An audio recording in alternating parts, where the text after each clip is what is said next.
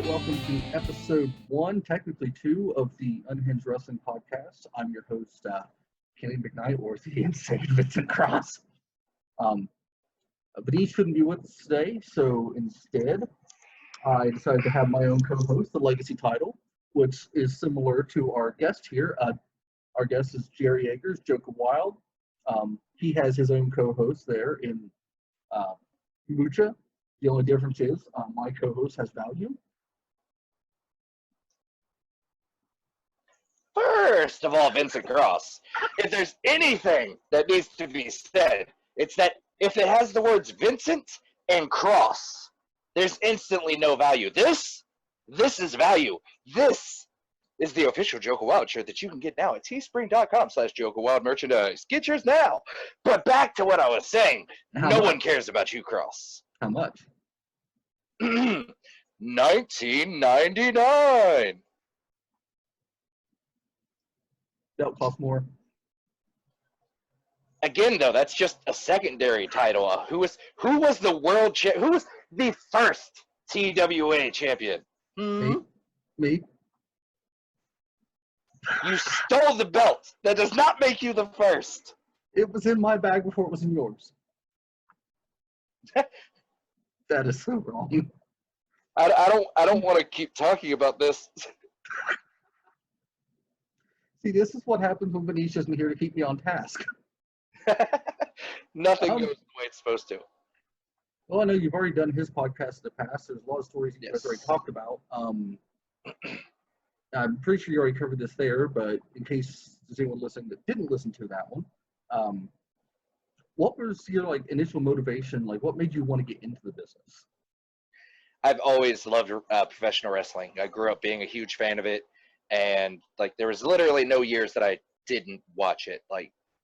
Earliest memories of things I got into on TV was wrestling, and the whole time growing up, I'm like, I want to try this. I want to do this, and like everyone else that is our age, we all did backyard wrestling with friends, and from there, the love just grew more. Okay, somewhere in my house, I've got old toy belts from backyard, so I can't say anything about that. We used my WCW replica belt as our title in the backyard. Yeah, we were fancy. Yeah, I didn't have anything that fancy. We had the plastic ones, which is kind of hard to convince people that they're real, but if you hold them from a bad angle with a bad camera, it just might be good. If the light hits them in a terrible way, you can get it past.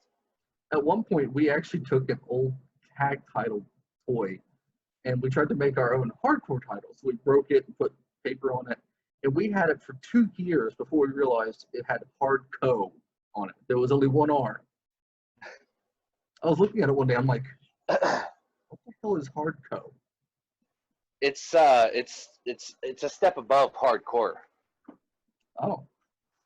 Well, then I had something that was even better than the hardcore title. It works. In fact, it was during that time when I had the initial damage that caused all my issues with my mouth. Because Big Rig hit me in the face with a chair. I thought those damages just happened because you never know how to shut your mouth. That's probably part of it. I cannot deny that. Thankfully, people like me. Otherwise, I'd be in a lot worse shape these days because I have done and said things that should have pissed off a lot of people. But I'm hilarious. But have you ever hit a kid with a chair? I tried. You were there. It's true. And the security guard took it at the last second. I was going to do it. Nothing like that moment when you're about to hit the kid and the guard is just watching you. I'm going, do your job. See, but at least I succeeded. Because you actually hit the kid. So hard. Well, does David Day count? If he does that mean that Timmy counts too? Well, of course. Okay, I'm just trying to create more heat with you and David, I'm constantly trying to ruin your tag. Stop trying to ruin Wild Days. Wild Days is the best thing in the world, okay? Hey, well, the best thing may have been when David went splat at the last show in New Haven. I genuinely thought he was dead. I was more worried about him whenever. Do you remember when me and him had the Falls Count Anywhere match? Yeah, off the basketball Yeah, hoop. I was more worried about him off that one because the whole time before the show, he's so you got me when I jump, right? Like, you got me, you'll be there. Like, yeah, you know I got you. I'll be right there. And then as soon as he goes to jump, I'm like off on the side.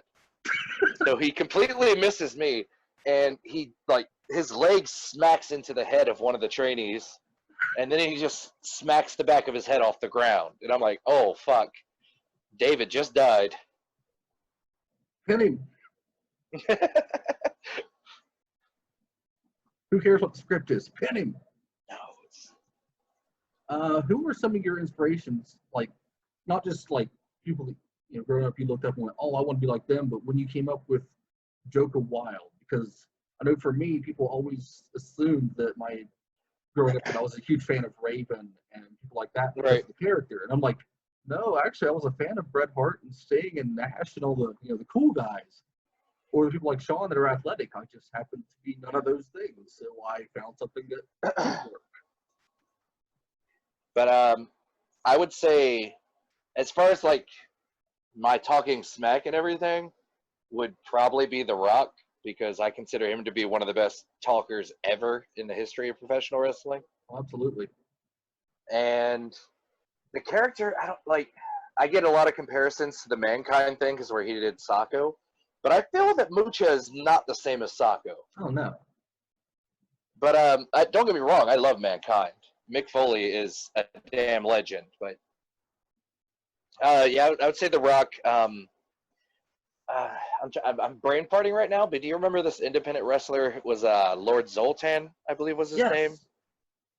Yeah, that dude. I used to watch him, and I loved him. I think he still works. I thought he retired because I think he had. I hope I'm not wrong here, but I know he had cancer, but I don't remember if he got through it or what. But I think he retired because of that. Okay. So I saw pictures. It's been a few years ago, but I saw pictures of him still working. But yeah, so that was one, and I loved watching Delirious. That guy is hilarious in a ring. Oh yeah. And I can't even lie. There was a few times that I stole a couple of his spots in my like earlier matches just because I loved them so much. Well, I think especially early on, we all steal someone's spots at some point. Oh yeah. I remember one of my first independent matches was against my brother, and it was a no DQ. And I remember one of the guys who helped train me, Vance Desmond. Yeah.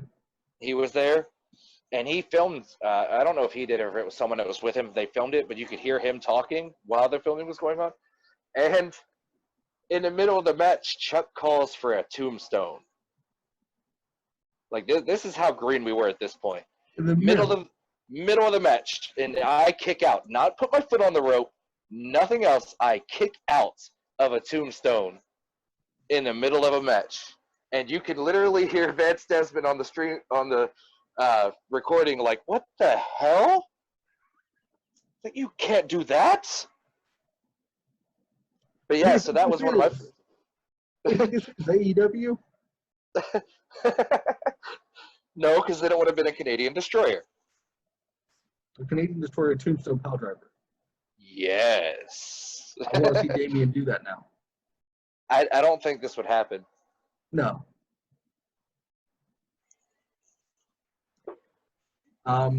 Did you break in like as a single, or did you start out as? I know you teamed with him with Damien for a good while. Is that how it started? No, I started as singles, and then we started with. I think it was. Don't get me wrong here, because I'm not even going to say the name of the company because I'm not 100% sure who it was, but it was a bigger one in West Virginia at the time, and they asked me and Chuck to tag team, and that's what started it, and we became the Hatchet Crew, and actually ran as a tag team for a long time. But no, I started as singles whenever I first went in. The first thing I ever heard about yourself looking back was you and Chuck, the Hatchet Crew. Oh yeah. Yeah, that was a thing for a while. I was seeing pictures like those guys. there's something about them that stuck out. It was like, that's different. It was the face paint back then for me. Yeah, which we can't talk you into doing anymore. No, I'm good. Face paint in the eyes during a wrestling match is one of the worst things ever. I completely agree. And I'm good on having to deal with that again.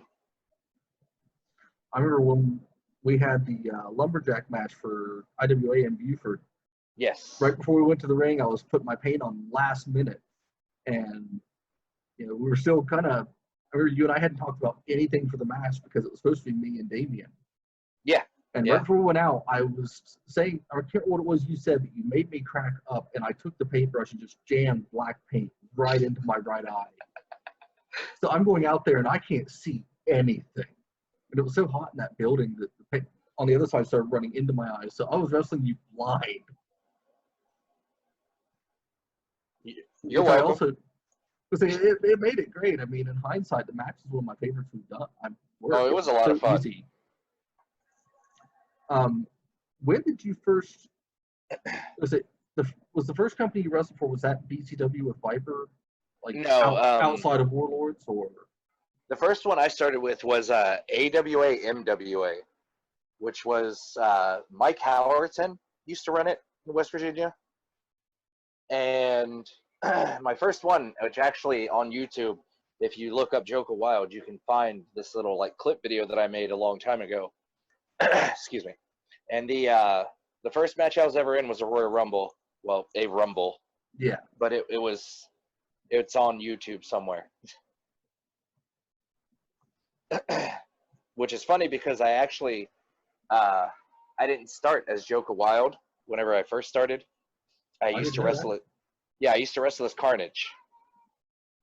But there was another guy there named Carnage. So that night I was Venom. That is so creative. And then I just decided to stick with Joka Wyle. Then again, how many people with the last name Cross are there in the business? So I can't say too much about being creative, can I? I know there's that one asshole Connor Cross. Oh, Canada. Smack that guy. That's right. Don't think just because of COVID I've forgotten about him. Well, since you mentioned COVID, I know we're jumping around and not following any kind of timeline, but there is no structure with me. That's not how it works. Well, just like with my gimmick in wrestling, the idea of calling the podcast Unhinged allows me to justify being a really bad host. Of course, I know COVID has shut everything down, especially entertainment-wise. What are your thoughts on the whole situation with COVID and how it's shut down, especially with wrestling? It's all just a big conspiracy by Trump. Wow. Okay. I'm kidding. No, like honestly, I don't know what to think about it half the time. Like it's crazy, and I have kids, so like honest, I'm gonna take it serious because I don't want my kids and shit getting sick. But yeah, the entertainment thing sucks. Like I understand not allowing crowds, but I don't get why we can't just do like something. Because I know right now they say in Ohio you can't really do anything with wrestling. Like you can do training if you own your own private facility. Yeah. It's I like think 10 or less people. I'm pretty sure that's all you're allowed to do right now in Ohio is just training stuff. I think. Yeah. I was even attempting to try to find, like, things started to open up a little bit. I tried to find some bookings for music, and two of the places I was getting ready to contact that were booking music just shut everything down again. So I'm like, there's no avenue for anything. No, not at all. Like, I know where I live, there was supposed to be like a small music thing, like an outdoor at the park here, and the town canceled that. Yeah, I hate that they're doing it, but at the same time, I will do whatever it takes myself to get through this faster. Yeah. And I will say, I am starting to worry that it looks like maybe no more wrestling through the rest of the year. I've honestly, as soon as we got to like the middle of June, I was like, it's not going to be till next year till we can do a show again. And that's still being hopeful. Yeah. So I've still got posters saved where I was working on the next month's poster when everything shut down. And it was a really good poster, and it won't matter now.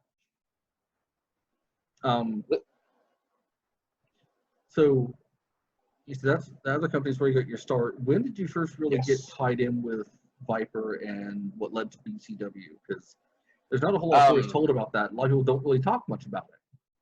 Yeah. When I first started, like, really getting into wrestling, I met, well, my brother Chuck introduced me to his friend Donald Akins. And he was, like, doing a little training thing in this small company called Warlords. Like, it would be considered a backyard wrestling technically, but it wasn't, because we actually, like, produced full shows, and we had crowds that would come watch, and there were storylines, and it wasn't your And a average, ring. like, yeah, and a ring. A hard, solid ring, but a ring nonetheless. But I think Viper knew Donald, and he came out to check out a show or something there, and then offered training to us, like legit training by him. And then I know we did a after we trained and all that fun stuff. We did a what's the word I'm looking for here? A fundraiser for this girl that we knew who got into a bad car crash, and I know who you're talking about, actually. Yeah, so from there we one of the guys who came out, he had just bought a ring, and he ended up selling it to Viper, and that's whenever we start doing BCW, because at the same time there was one called PIW that used to run down in Southern Ohio too. And like they used a lot of the same guys that BCW used, like Vance Desmond and Brandon Morgan and Cole Cash, those type of people. But yeah, and then we started having fun. I remember seeing posters for shows. I never actually made it to a BCW show. Well, that's because you suck. But I was there at the Oxford and everything was setting up, and I wound up getting really sick and had to leave. Because I was like, hey, there's a ring. What's this? It's okay. I hate wrestling at that. It's nothing against the Oxfest, and it's nothing against the people, because they always get way into it at It's that. the sun. It's just so hot out there. I'm like, I don't want to do this right now. I remember last year when we were preparing for the show, you were wrestling Brandon Skinner, and you guys were both like, yes, it's so hot. What can we do that's not working? I'm like, you're going to pick like two of the biggest guys in the company to go against each other. Thanks, Brad. I still love you, but thanks. I remember I wrestled David, and David just took forever getting in the ring, and he didn't tell me that he was going to buy time. So I'm just in there waiting. I'm like, how long should I wait? When should I just go after him? Hey, but I wasn't chasing him, but it was so hot. I'm like, I'll just wait here because I found a shade spot. I got to do that amazing chop to him though during that match. Oh, that was. I'm laying on the mat, and my eyes are closed, and I hear that, and I'm thinking, is that a gunshot? He said, "Did someone just get shot?" It was like you were only a few feet from me when you did that. Well, it was a fun show. They had like these crazy powerful snaps there that I put a bunch of them in my hand and just chopped him, and yeah, it made a wonderful sound. What would you say, especially in the earlier career that you had, what was probably if you had to think of any like really wild stories, any wilder matches, nights that stand out as a holy shit type of night? I can't think of any like crazy matches, but probably the most ridiculous story that I can think about was me and Sean Day were in a car together. Oh, no. And this wasn't even on the way to a wrestling show. This was just like a normal day. And I think it was his girlfriend or something in the back. And we started arguing, like fake arguing in the car as we're driving. And we're like getting heated, like yelling at the top of our lungs at each other. And finally he just stops the car and we get out and proceed to fake kick each other's ass in front of the car. And she is freaking out. Like, what are you guys doing? And then we just stopped and got back in the car like nothing happened and drove away. Did anyone ever explain it to her or just let it go? Nope. Never said anything else about it after that. Now, if only there'd have been a video footage of that somewhere. Well, I was gonna say that's the sad thing is that took like when all that fun stuff was going on. Like you had flip phones, and it was just not as good of quality Yeah. that you could get with it. Yeah, I know when you guys were doing Warlords, is around the same time that my buddies and I were doing our own thing. We couldn't afford a ring, and no one was smart enough to build a ring. Or I should say, we're smart enough to not waste money on building a ring that we would have made poorly. Fair. And I will say one thing though. Given I know I've seen where the ring was set up, technically it wasn't backyard, it was front yard. That's true too. That So is it true. wasn't It was front backyard yard. wrestling. We were a step above backyard. We were front yard. That was always our joke too. We're like, hey, we're not backyard wrestlers, we're front yard wrestlers. Exactly. And I remember like, hearing people talking about, hey, there's some guys over across the county that are doing the same thing, and I was like, huh, bet you they're doing it wrong. Of course, you guys all got into the business like 10 years before me, so again, that means that you guys had 10 more years of wear and tear too. So who won?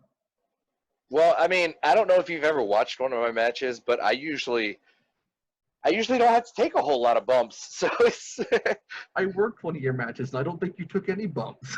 See? I think I took one. It's the plus side of being Joka Wild. I'm going to spend 90% of my time talking smack and only 10% actually trying to hurt you. Well, here's a story that could be, there might be a story to this, I don't know. I'll never know until I ask. So what led to you stepping away from the business? What really led to you stepping away from the business? I know what you're trying to do, but I can't go full into detail. But a person. I learned some things about him and some things that were going on behind the scenes, and decided I just didn't want to deal with this anymore.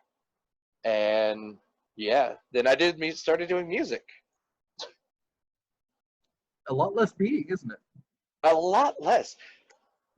A lot more forgetting nights though, because playing at bars, you tend to end up drunk by the end of the night. I was always the weird exception. I never drank at shows. I wouldn't drink until after the performance. I know good and well that if I get drunk, I'm gonna be nothing that you want to see on a stage. I've had a few of those happen before, not to myself, but with people in my bands, so I know what that's like. So when did you first really get involved in music? I want to say around 2009, 2010, somewhere around there. Okay. And I've always been a big fan of hip hop, like actual hip hop. I hate the stuff they play on the radio now. And this is the God honest truth of how I started rapping. One of my friends just randomly recorded a song on his laptop, like using the little voice recorder thing that was on old laptops and this cheap mic. And I was like, I think I can do a song better than him. So I took the microphone from Rock Band. Oh boy. And plugged it into the computer and used that to record my own song. And then we ended up linking up together and just starting a group that we released a whole 5 songs. Yes. that right there. That is the exact mic. That was the start of J Wild. Can't imagine what the J stands for. No idea. Clearly, it stands for James Wild, okay? Because that was my name. I thought it was Jeffrey. No. You got to avoid Jeffries. Those Epsteins are weird. Oh God, I wasn't even thinking about going there. That's an island I don't want to go to. I'm just waiting for all that craziness to come out. Oh. See, I know your brother. He was in music for quite a while before he probably even got into wrestling, wasn't he? Yeah, yeah, because he played guitar for a band called Break of Day that actually made it pretty big, like down around the Southern Ohio and like Athens, and they played there a lot. And I think in West Virginia too. You never But really I know got that tied in with that back at that point, or I was still in high school back in that point, so I sometimes forget how but much older than us Chuck is. he's really old. Because I say I graduated class of 2004. I'm not Yeah, sure what I year you was did. So I was '05. so I'm even older than you. God, I feel old. Bam. That's okay. I've still got more hair, although it's just on the back. Listen, listen. Do you see this glorious beard? I don't need all the hair on the head. It's okay. I do I it. do. Podcasters won't. In case you're all wondering, he kind of pretended to flip me off just now. If you're listening, Hey, that's hey, what hey. Read between the lines, Cross. it's in subtitles. Flipping off in subtitles. Okay. So how long? Like, did you like then go into like getting into a band, or did you do a solo thing, or how did it I've work done out? 'Cause both. I don't I've know done anything about hip hop, honestly. I play rock. well. Basically, what you do when you perform for hip hop is you'll have the instrumental beat playing in the background, and you just rap and perform.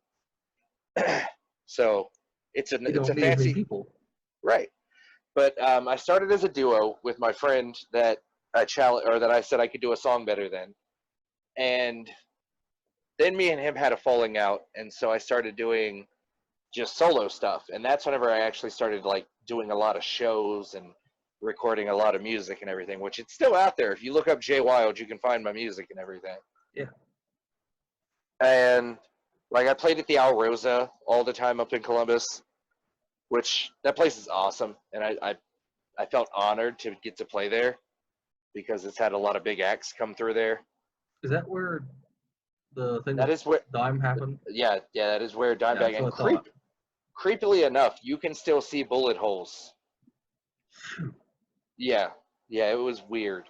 I've talked to people that have been there since. They said it's not really the same after that. They said there's an No, eerie vibe in there now. it But I've it never got been, so it tended to be a little less classy too. I can't imagine why. You think. I mean, the bullet holes don't make you just feel at home. I mean, I grew up on the South Side, so kind of. God, that is so wrong. It's true though. So, But are you yeah, still doing music, or are you out of that now? no, no, Or no. I did that until Donald and Trey got me to come check out KVW. oh, And shortly before I started KVW is whenever I had stopped doing music. so what led to getting out of music? Just burnout, I or I probably would have became an alcoholic if I had no? kept performing. That's a good reason to stop then. Well, there towards the end of whenever I was doing music, there was this bar over on the west side of Columbus called Burnsies. And I was good friends with the guy who DJ'd there, and his mom owned the bar. And so we were performing there like almost every single night of the week, like me and a whole bunch of other local rappers. And we were getting really fucking drunk every day of the week there. And I apologize that I keep dropping F-bombs, but Hey, I did it's it not my fault. before. Well, remember, I But did yeah, drop one on Benice's podcast directed at someone very specific, so I really can't say anything. I didn't drop the F-bomb on someone specific, just the C-bomb. Which was perfect. It was perfect. Brenda. Alrighty, but yeah, Uh, and so then I ended up in KVW. listen, I believe your first night there, you were just there as just to watch, weren't you? The to first time watch you and were to, there. to watch and to shop you. Oh, because I remember the chop because I knew Sean at that point. I'd met Sean, and I knew going into that match, I had gotten myself some heat. Right. So at one point, Donald threw my shirt over my head and started pulling me through the crowd. And he, kind of as we're talking, he's like, "I'm letting all the kids hit you." I'm like, "That's great. Let them all do it." And of course, one of the kids there, one of the wrestler's sons, instead of hitting me in the back like everyone else did, he turns around and punches me in the nose through the shirt. I didn't even see it. It turned out it was TJX's oldest son. Wham! So then they dragged me over to you, and I'm sitting there holding my face, and all I know is I'm like, my face hurts. My face hurts. And I feel a crack that feels like I just got hit by a lightning bolt, and then I feel one that feels like I just got hit by a sledgehammer. And I know one was you, and one was Sean. You felt the power of Mucha. Like I said, I don't know who hit me first, but I think it's the hardest I've ever been hit in the business. You're welcome. It's like, no, it was probably Sean if it was the hardest. He had a deadly, deadly chop. Because I don't know who hit first, but the first one hit really bad. The second one just burned. It just burned. Just like pain. Remember that night? Because that was the night I believe the same night they pulled out the thumbtacks. Yes. Which was actually kind of a rib on me, I guess. Because I told them all I didn't want to do thumbtacks, and then Donald dumps them out. You should never tell. You should never tell them. Well, like I said, I knew it was all about kind of squashing the heat and showing on the team players. So I'm like, I'll do whatever it takes to make everyone happy. I don't mind. I remember when the thumbtacks came out, I'm sure you probably got a good kick out of watching me screaming and begging and saying I'm not doing it. And, F this, F that, I'm just not doing it. And I was trying my best to sound out of character the whole time thinking, okay, I'm going to do this. It's going to be great. And I look up and everybody else is bumping at them and laughing. And I'm like, crap. I've got to sell these for real. And no one else apparently feels them. Then I remember I got in the ring and Brad's son Colby hit me.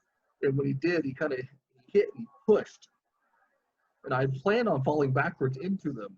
I did not plan on being power slammed backwards into them. And I remember I got home that night, and like 2 hours after I got home, I shifted, and I still had one in my butt. I don't know how, because it was like up underneath where the shorts had been. I'd already changed clothes and still had one stuck in me. If it makes you feel any better, I had to take Viper's finisher into thumbtacks once. Ooh, that couldn't have been fun. Yeah, it wasn't that bad. I've always agreed with his saying on thumbtacks. They're not really that bad when it's a whole bunch of them. Yes. It's when you find that one randomly in a match. So I know after that, right, like the very next show after that's when you came in and initially as a babyface, just as a ruse. Yes.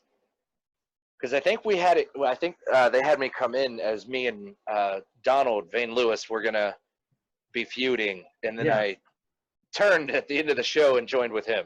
After working a whole match against him, you turned. Yes. And somehow I became the Warlord's champion. I remember sitting there watching that match because I was at ringside in full cross gimmick, and I had been one of the hotter heels. And you guys did that. I'm like, oh, there goes my thunder. He said, well, crap. So it was like a recurring theme during that KVW time because there was that, and a few months later I wrestled Trey, had a great match, and then the whole thing with you and Mucha, and I was again like, ha. Well, there goes one. Are you talking about whenever I was working heel and had Mucha as a face? Yes. You wrestled David the same show where I wrestled Trey in the Pit of Danger. Hey, the Pit of Danger is legendary, okay? I want to bring that back. I want to wrestle you in the Pit of Danger. I accept. No, not you. I want to wrestle Mucha in a Pit of Danger match. Just Mucha. See, back to the COVID thing, though. I don't know when. You'll be handcuffed to the corner. You can't get involved. I don't know when I'm going to get to see Mucha again, though. Because COVID has caught. He's still down in Mexico. He went down to go see some family. Well, that's really sad. Yeah, he thought it was just going to be a couple-week vacation with some family, and I haven't seen him since March. We'll light a candle for Mucha tonight. I appreciate that. I think he will too. After you got back into it, Was there any plan to like just stick with there, or did you intend on getting back like you used to and spreading out and doing a bunch of shows? Or No, I never had any interest in like going around and doing a ton of shows. Like one or two places at the most, maybe, but that was it. I, so I I didn't know want to. we're about to get into one.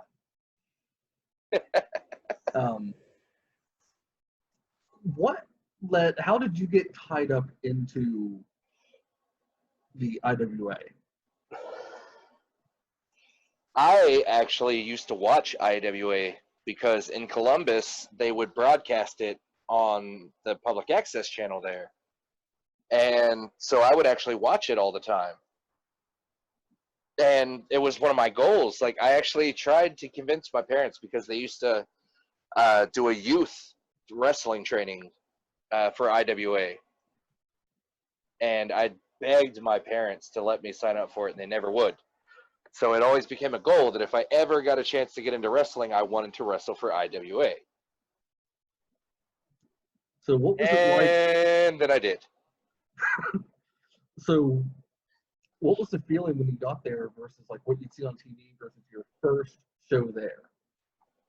My very first show there was actually pretty awesome because it was really packed. And yeah, it was my first time meeting Bull Miller, so I was excited about that. And Charlie Brown is who actually got me in there. Okay. Because he worked there a lot, and I told him that I had gotten back into wrestling, and I was like, hey, could you maybe put in a word for me or something, or tell me how to get in contact? And so we did, and yeah. And my first match was, I can't remember the guy's name, but he had one of those Indian gimmicks, a white guy pretending to be an Indian. Imagine that. But yeah, it wasn't that good because he was an older guy and couldn't really move all that well in the ring. Not as bad as Jerry the Gator was, rest in peace That's what I was to going him. to ask if it was scary. No, I did wrestle him eventually. But was it wrestling? No, because it was so the show, it was a 4-way match for the Ohio Heavyweight Championship, I think is what the title was. Okay. And it was Jerry the Gator, Chomp Chomp, versus versus Joka Wyle, versus I think his name was Chris Ledbetter or Leadbelly or something like that. Yeah, Sergeant Ledbetter, whatever he called himself. Versus Guile Castle. Oh boy. And yeah, Guile and Jerry like worked in the ring, and me and Chris just decided that we had no interest in going in there and wrestling Jerry. So we literally stayed outside of the ring the entire time. Like he dragged me around and had the crowd hit me, and we just stayed outside basically the entire match. I think we went into the ring for maybe a total of 30 seconds. You said that was your second show there then, or third? Yeah, I think that was my second or third, yeah. So I don't think you were there too long before I wound up coming in, because I remember Trey contacted me and told me that you were there and that Guile was there, and I was like, if they're there and Charlie Brown's there, yeah, I'm game, because I'd never heard of the company until I showed up. I will say at that time, like the time like when you guys first came in too, it was a lot better. Like the locker room was fun. Oh yeah, that first show was really good. It was against you, although, well, sort of. It was a 5-way match, and as soon as the bell rang, you dove yourself out of the top rope and eliminated yourself. I was like, well, I guess I'm not wrestling Jerry tonight. That'll teach you. I remember I was so excited when I got there. I was like, okay, I've got the craziest gimmick here. I'll stand out. I even had the extra paint with the white and different colors and the black mustache and stuff, just look creepy as I could. And then I walk out of the bathroom where I'm doing the paint, and I look and I see this guy with green face and like these green pointy ears and all leather. And I'm like, huh. Story of my life. Just when you thought you were the weirdo. And then they're like, oh, and you're working with him. It's like, so I'm in the same match with this guy. How am I going to stand out? I was like, well, I'll work with Jerry because I know we'll have some fun. And then you jumped out of the ring. Well, I'll work Guile. You know, he and I have worked so many matches before. It'd be good. He dies on top of you. So then there's Trey. Poor Trey. See, you could have been there with us, and we could have all three taken turns because we started playing a game of who can do the bigger moves to Trey Evers. And if you'd have been there, you could have also done big moves to Trey Evers.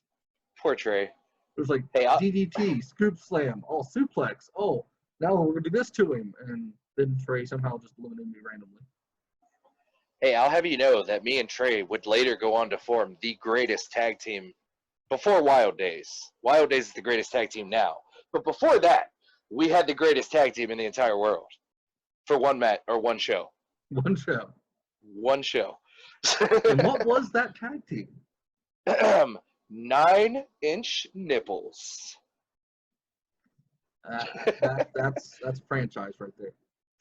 I could just hear the cash register ringing from T-shirts going out the door. It was. And then you never did it again. It could have been huge.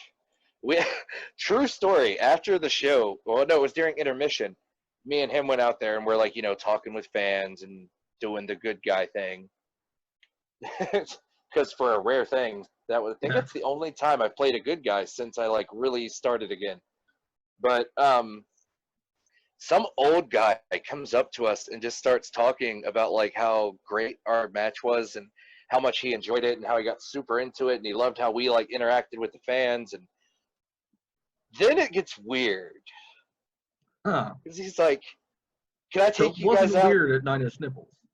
No. 9-inch nipples. That wasn't weird yet. 9-inch nipples is just a normal, everyday thing.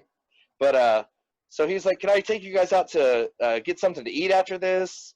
He was like, I'll give you my number. I can really get some good connects with you guys. And just trying everything to get us to spend some time with him. And for one thing, I was worried for the safety of Trey, because Trey's not a big guy. So it was just I'm kidding, Trey. I love you, but he's got a big heart, huge heart. Well, didn't mean to put my finger all up in the camera there. I feel like I got touched a little bit just now. You liked it. That made it a very touching story. I'm sorry, I'm not funny, people. I try. Well, hey, that's all what that guy should have done if he wanted to become friends with you guys is he should have just started a podcast. Right. I mean, that's the secret. That's but podcasts weren't as big at that point as they are now. So that's the reason I chose to do videos, because there's so many people doing podcasts. I'm like, well, I'll do something different. Right. I'm going to have to look at this. Which I think is a good time to announce that I'm starting my own podcast. No, I'm just kidding. I'm not really. Oh, I was going to say, I want to be on it. I was like, you didn't unfortunately, the first run with IWA didn't pan out. Because I remember after I came in, they started building a feud with you and I, and it was meant to be a swerve just to put you, me, and Damien together. And then Chuck did a one and done on us. He did the one show, and he's just wrestled me 2 more times and never showed up. Hey, that's how we accidentally ended up with the fun lumberjack match, though. Yeah, it just got sad because by the time I realized that, it became obvious that he wasn't going to be in it. I was going to say, wasn't you also... We sold him on the team, and then Chuck wasn't there. Wasn't you supposed to do a body bag match with him, too, and you ended up later doing one with David? Yeah. It was supposed to culminate in the body bag match, and I was trying to figure out how to swerve that around, and my original plan was to have you come out and help him to put me in the body bag. David comes out to make the save, and then I would put David in the body bag, and that would be the end of the match, and suddenly we've got a stable going. But none of that happened. And then the show after we started the group, you were out. Would you like to tell that story? Of how I got out of IWA? Yeah, because the people that have a problem with it can't do anything anymore. One of the guys is dead. I wouldn't. Ouch! But I wouldn't have cared before. He is. I mean, I love. I had no problem speaking out and telling my side of why I got kicked out of IWA because it was absolutely stupid. But literal it was weeks in advance. I told them that, and I was their United States champion at this time, that cursed ass belt. But yeah, I told them that I wouldn't be able to do the next show, and they made it seem like it was okay. But then the next thing I know, I'm getting told that they've parted ways with me. I was like, well, what? And I tried to message Bull about it, and he wouldn't respond. And I think Andrew was the first person to respond and explain to me why they booted me and all that. But yeah, so I was not pleased. We, the wrestlers there, we found out about it the day of the show. That morning, dial starts blowing up my phone, and I'm at work. And the story that we were initially told was that you canceled that morning. And we were like, well, that sucks. But even then, we were still on your side, even though we were like, what? I remember going into it, Charlie Brown had talked about doing a walkout. And me and David were in agreement with it. And then, like, last minute, that didn't happen. And it led to me and David having the body bag match. And it was just such a weird night because it became for your belt. And David told him that night that he was going to quit. And then they put the belt on David that night. I was like, I didn't say I was quitting. He did. I swear. Huh? I said it works, I swear. It didn't make sense to me because at that point I hadn't said I was leaving. I was really considering it, but I hadn't said it. But the guy that won the belt told him he wasn't going to be there. Wouldn't you go with the guy that doesn't say he's quitting? Well, I mean, obviously, no. Yeah. Like I said, that is the story of my life in IWA, anyways. Being built up to nothing? Pretty much. Every angle got shut down because after that, it led to me being with Omega and Psycho. Well, if it makes you feel any better, I was supposed to have a match against their champion at the time. This was a while back. And he actually refused and did not come to the show because he said that I did not have good enough gear. Shane Christian. You damn right. I'm out in that son of a bitch. I remember when he told me that, I was like, well, that's okay. He also knows how to work and you don't.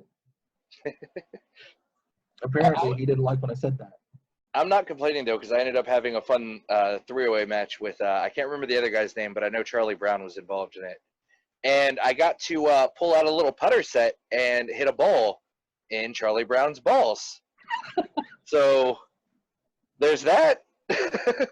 Anytime you get to hit Charlie in the balls, it's always a good night. Anytime you can hit anyone in the balls, it's usually a good night. Yeah, but especially Charlie. Oh, well, yeah. He's a blockhead. It's so, there's so much sympathy. I mean, I really wish that you could have had a football there. That would have been amazing. Your video has frozen up. What? Yeah, you're still in one room with a blurry face. I've become a ghost. I think so. But the audio is still clear, so we can still go. Listen, there was a long gap after that without being involved in the business, wasn't there? After the IWA? Yeah. Yes. Hey, I can see myself moving now. So did you consider doing any other wrestling at that point, or were you just burnt out? Or it burnt me out on it again because it reminded me of how shady some people can be in wrestling, and which at that point, like, I'm in my late 20s. I'm not really interested in dealing with that type of stuff anymore. But yeah, then I got dragged back in. Hey, they had to offer you a belt to do it too, huh? I mean, honestly, I would have came back and done it even if there wasn't a belt involved, just because I love Brad, and I have since KVW days. And so when I heard he was doing the TWA thing, I was instantly like, all right. So how would you, what would you say makes, everyone that's talked about TWA and Brad always, on every podcast, anywhere, always puts Brad over as one of the best promoters they've worked with. Oh yeah. And we both know him for years. But what would you say makes TWA stand out from other places you worked? You get a huge variety of things. Like, it's not your everyday run of the mill where it's a weaker, lower card with big endings. It's every match has the potential to always be match of the night, and that's one of the things I really love about TWA. Like, even whenever I'm in the back, we're usually like peeking through the curtain, watching, or watching on the little monitor back there. It's always exciting to see what the next match will bring, because I've noticed most of the guys in TWA, which I love about this, is that we always try to top the last match. Everybody tries to top, yeah. And I love that it puts that like friendly competition in the air. And I don't even want to call it competition, because TWA locker room is like so much like a family that it's not even like real competition, but it's friendly competition. It's like competition with siblings, it's right. I love you, we're family, but I want to do better than you. I don't want you to do bad. I want you to do as good as you can, and I want to still do better. It's kind of how I look at it. Like, I want everyone to have the best match possible, and then I want to have a better match than that. And I've several times watching, especially when you and David work, I look at that and go, well, I got my work cut out for me. I think you're absolutely right. I mean, every show there, I'll compare it to like my last run at IWA, which we'll get into when we brought you back in a minute. But for me, it got to where I knew I was having some of the better matches of the night, but I didn't care. Right. And I didn't feel really pushed to put on that good show. I was still putting on a good show because out of being professional, and I had felt that obligation to give the fans something, but there wasn't any feeling of, well, these guys are going to work, so I got to do this. The only time I felt that was actually the last night there when I had the match against Skinner, because I knew later on that night it was going to be you and Joshua Charles, and it was two guys that were also in TWA, and I was like, they're going to have a hell of a match. Let's give them something that they have to follow. Because I knew we get hyped up when we see good matches, but when you've had a series of bad matches and then you're going out there, it's hard to get excited. Yeah. I mean, it could be worse. You could have security stop you from doing a run-in. Oh, God. I forgot about that. Well, we'll get there in just a second. Heading back, because if you're back in TWA now, yes. A lot of it's the same gang you kind of got into the business with too, isn't it? Oh yeah, a lot of the Warlords guys, David and Donald, and my brother Chuck, and no one else that I care about. No, well, right. I said no one else I care about. No, he wasn't there at that time. Well, he is now, but now, yes. But going from there, this is where I'm going to get myself in hot water here. Tell the story of how you got roped back into IWA. Because you're a whore? No. Accept that. You should. I put full blame on you. I'm sorry. you really should. Although, I'll admit, my intentions with bringing people back in was that we were trying to turn the company around. Yeah, right. We need to have at least some players. Because that's when, I believe Connor was still back, was kind of in charge of booking when you came back, wasn't he? Back when he was what? I think Connor was in charge of the booking when we first had you come back in. Yes. And I think immediately Caleb booked something for you instead. I was going to say, though, but the booking, I'm sure Connor heard about it, but one of my rules whenever I said I was going to come back was that I told Caleb that I was only working with David. Yeah. I agreed to come in and do like a little trilogy thing with David. Well, that's what I even told Connor we were going to do. And I said, if he decides to stick around afterward, I said, we could go ahead and start planting seeds for you to do something with me, people that you know, like me or Josh, or even someone like Connor by then, because I knew even though you didn't know Connor, I was like, he can go, and I knew you'd have fun with him. Oh, yeah. I did eventually. Oh, yeah. I mean, it would have been heel and heel, but we still could have made it work if you make it like a title situation where it doesn't matter. There's a reason. Because there, like I said, there were some good workers there. There were some that. Oh yeah. A lot of them really, I think it was the booking that really hurt worse than their talent. Not all. There were some that really shouldn't have been there, and I've called them out. Well, it was booking, and then there was Kodiak. Yeah. And that's all I'm going to say about that. And the real foam bat.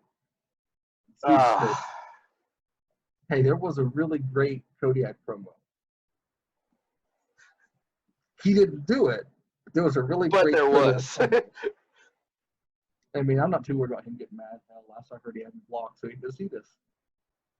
I don't know if he has me blocked. I don't think we were ever friends on Facebook or anything, so it's okay. Probably not.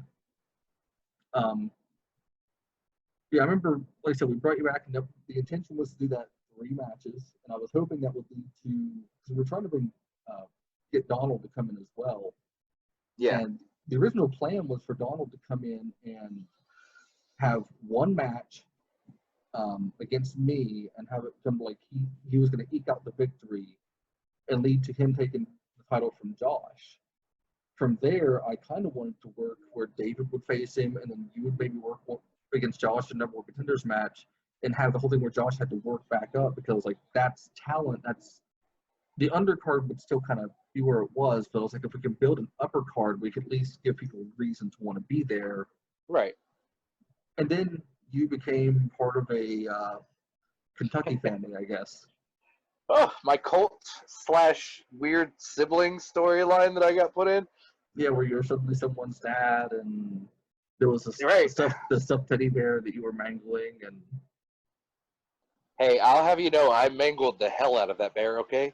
I mean, if they had just got done with the angle where she'd been kidnapped by the asylum, you know, with. I heard about that. And wasn't it like her first time being on a show? Yes, she got kidnapped on her first show before anyone knew who she was. And how do you get the crowd to care about you?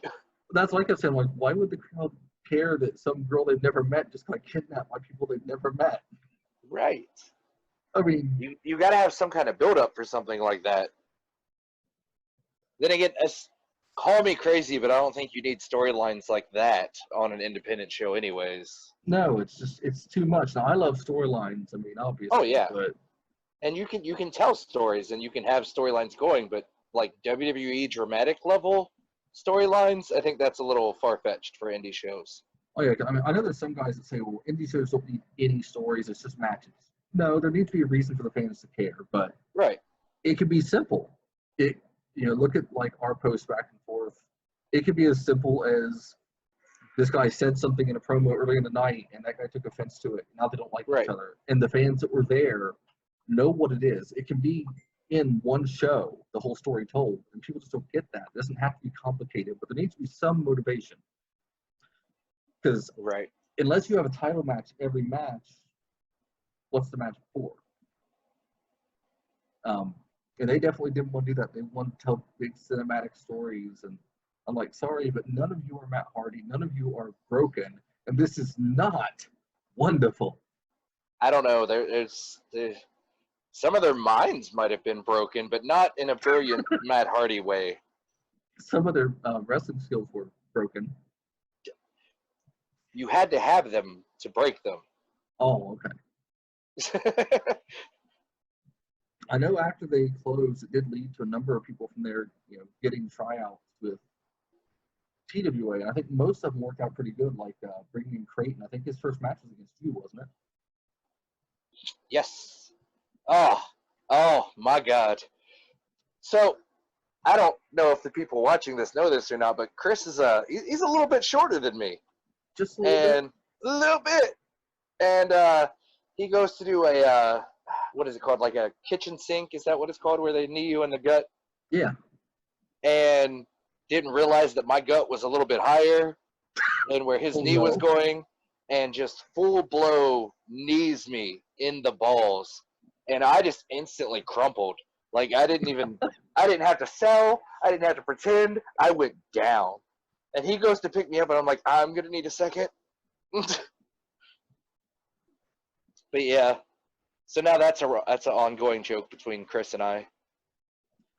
I got to work Chris twice afterwards, and I know it was night and day different from seeing him in uh, up in IWA. So, and it's funny when he first came into IWA, we were looking at the company he was in, GWF, and me and Andrew used to have conversations about those guys going, they were having a hard time drawing a crowd, and we're talking about this. They were telling us that the shows were really rough, but they were doing really good in IWA, and we're like, well, maybe the difference is booking, not to knock the people that were booking there, of course, but then if, what is it, like not a year later, the same thing's happening. We're like, well, what's the difference between when they're down here versus IWA?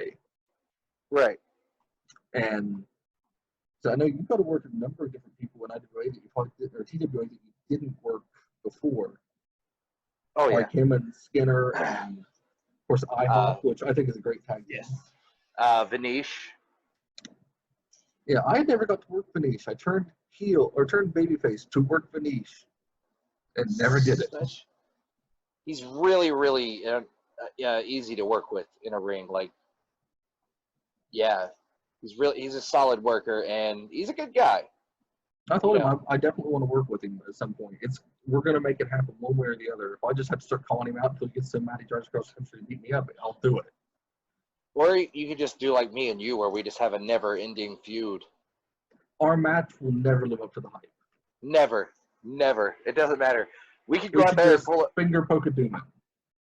We could go out there and pull off some like AJ Styles versus Will Ospreay craziness, and it still wouldn't live up to all the expectation that we've put into it from our ridiculous childlike yelling. You mean like calling someone a doo-doo head? Listen, first of all, here we go. I can't with you. You got I nothing. can't. I really don't right now. You took my go-to with the doo-doo head. I know. That's why occasionally I'll post that one, because I'm like, that's his line. I'll use it.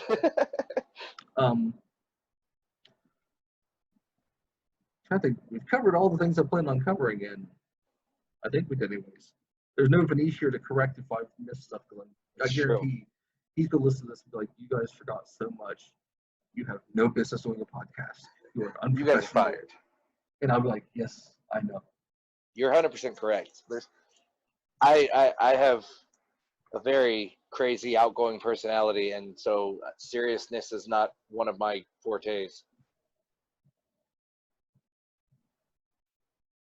I've just been informed that there is a slim chance we may wind up having a naked baby on the podcast. Yeah. Listen, I just said Jeffrey Epstein earlier. I don't think that we should have a naked baby on the podcast. That's true. He mentioned Epstein earlier. We probably shouldn't do that. Okay, no naked baby. That's been nixed. All right, yeah. I am one episode in on the verge of shutting this whole thing down. I'm gonna have people in suits come to my house as soon as this uploads. Sir. Where was CPS and the CIA? Come with us. Well, there are the secret police thing going around now too, apparently, abducting people. I read something about that, but not a whole lot, so I can't really say much about it. Here's an uncomfortable topic. As anyone in the wrestling world knows, just over the past month, wrestling has had its own Me Too movement come out with the speaking out. And, I've seen a lot of names that got mentioned. Some of them people were going, oh, okay, and I'm not surprised. But then there's other ones that are still shocking me when I hear them. What were your thoughts when you first started hearing about all this? It was crazy the amount that were coming out, because I can honestly say in my time in wrestling, I've never seen that type of stuff go on at shows that I've been on. And so it astounded me that there was that much of it going on at so many shows. And it's not even like it was like lower level shows. Like, these are big, like, names, like household names doing this stuff. And it's just like they say, I guess it's guilty or innocent until proven guilty, but it's insane. So I know I kind of use that when I was talking to Denise on his podcast as kind of a segue to,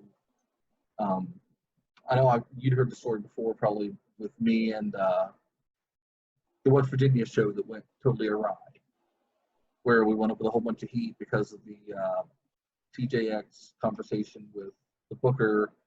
And even though it's, of course, I won't put the kind of bullying and stuff like that anywhere on near the same level, but I do Right. think it has given people an opening to talk about things that have happened to them that they didn't want to mention for whatever reason. A lot of it usually has to do with your spot or your booking. Did you have an experience like that that you never, that you didn't feel comfortable talking about before or anything like that you want to bring up? Not really. Let's say a lot of like times I, you have people with you too, which it helps when you yeah. got someone like Damien with you. I was gonna say it helps when you're like 6'2", and but no. The only issues I've ever had with people in wrestling, like I've said, I've brought most of them up in this, but I don't like to throw names, but it was nothing like that type of stuff. Just your normal shady everyday people thing. Like having to be someone's dad and have a teddy bear, or having to deal with Right. Brenda. Ugh. The funny thing is, I never really knew that she didn't like me until it was made very obvious by people telling me, yeah, she wants you gone. Well, that's because she didn't want you to steal her spotlight. You know, she was the star. I remember there was a show where I was supposed to chase her to the back. It was like lead to her creating her new character, because she was an announcer. And they told me that I was supposed to berate her, and she's supposed to like cry and take off running like I'd really freaked her out. And I'm screaming at her, and she's like doing this weird little power walk waddle thing, moving real slow, and she's like smiling and she's laughing, and I'm screaming in her face all the way to the back. And when we got behind the curtain, I just looked there and said, "You suck," and then I went right back out for the match because I was like so irritated. I'm yelling at her. She's supposed to be afraid, and she's just laughing hysterically because something I said struck her as funny. But I can't say I blame her, because I could see easily how someone could take Cross trying to be intimidating the wrong way. I think Cross is more intimidating when he's not trying to be intimidating. It's when Cross is quiet that you got to be worried. Or when he's doing like his final moments in IWA, when I'm being held back by security after legit trying to kill Heatwave. Which I did not know he could run that fast. I didn't know I could run that fast.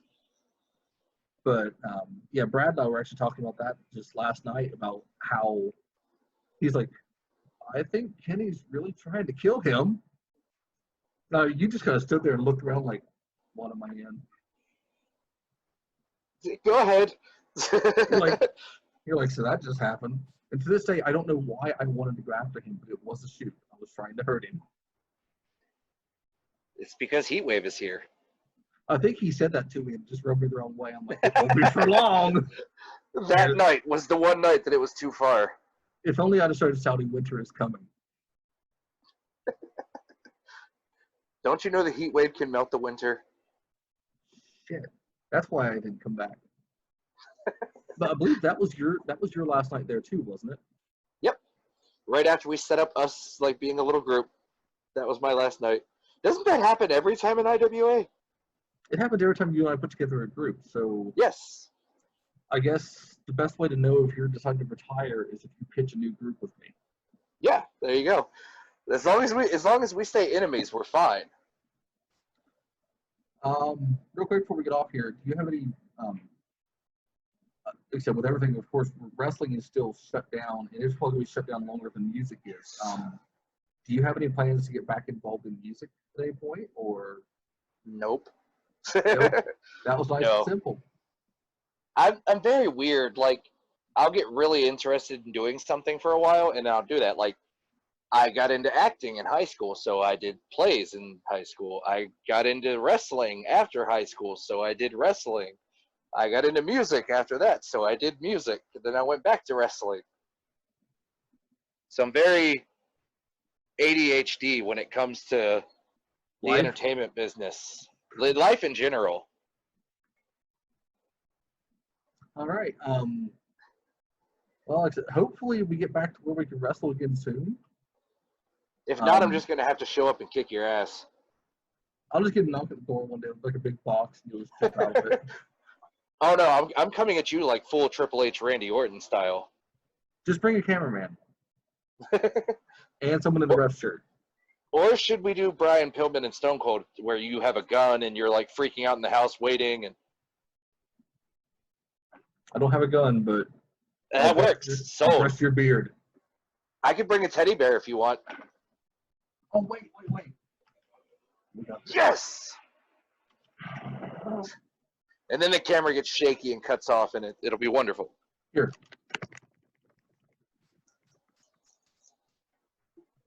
Should be the way we did the podcast. Do you see that acting? That was amazing. The people that are listening on audio right now are just like, quit talking, and that's the end. People, but if that's why you should go on YouTube. It's true. You want to go ahead and plug your merchandise again for the people that listen to the end. On teespring.com, just look up Joka Wyle merchandise. You can find it on there. I got a few different t-shirt designs, and you can get stickers. You can get a taco. Not really on the taco, but I mean, you could put your sticker on a taco. When can we get temporary tattoos? Temporary, that's a genius idea, actually. The first time I did wrestling, I used to sell these inflatable hands that I would draw Mucha on. Now, was it by inflatable hands? You mean like latex gloves? I mean, yeah, but just want to make sure. Just clarify there. Oh yeah. We also need to make we need Mucha COVID masks. Oh, it is just a regular COVID mask with Mucha's mouth drawn on it. I was gonna say you can do masks on teespring.com, so this might happen. And when we come back, will Mucha be adhering to the guidelines for social distancing? And will Mucha be wearing a mask? Mucha if he's allowed back overseas. Right. Overseas, well, not overseas. I mean, across the Mexican border. Overseas? Where do you think he is? Sir, do you know how the map works? This is Vincent Cross you're talking to. That's true. It might have been the concussions. I mean, that or just, the cross brain.